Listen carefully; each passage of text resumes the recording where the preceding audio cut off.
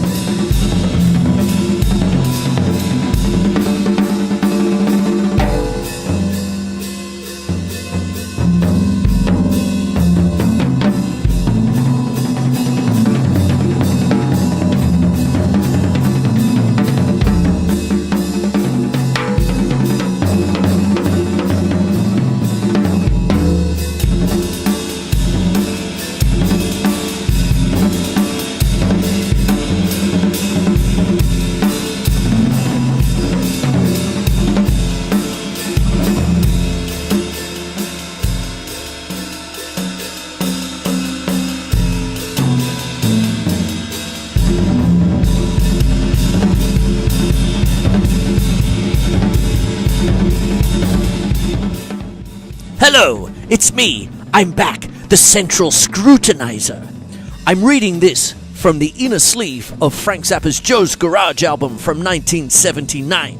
Please pardon me because reading this in this kind of voice hurts my throat, so please bear with me.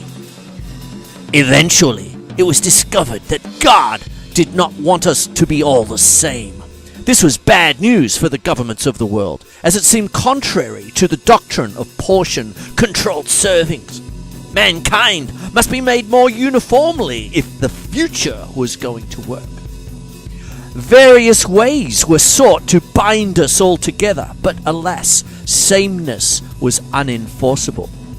It was about this time that someone came up with the idea of total criminalization, based on the principle that if we were all crooks, we could at last be uniform to some degree in the eyes of the law.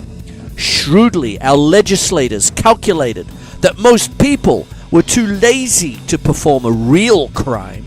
So new laws were manufactured, making it possible for anyone to violate them any time of the day or night. And once we had all broken some kind of law, we'd all be in the same big happy club, right up there with the president, the prime minister, the most exalted industrialists, and the clerical big shots of all your favorite religions. Total criminalization was the greatest idea of its time and was vastly popular, except with those people who didn't want to be crooks or outlaws. So of course, they had to be tricked into it, which is one of the reasons why music was eventually made illegal.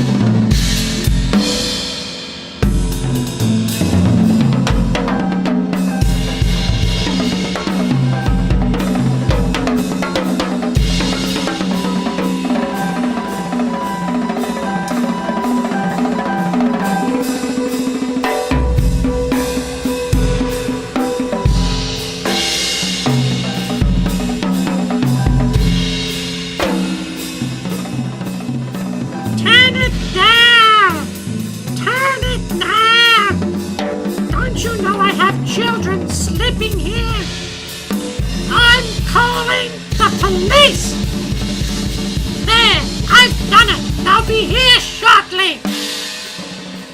Why don't you play some nice songs like Justin Bieber? I like Justin Bieber. He used to cut the grass. He was a very nice boy. All he does is drum all day long. He used to cut the grass. He used to be a nice boy. Ah!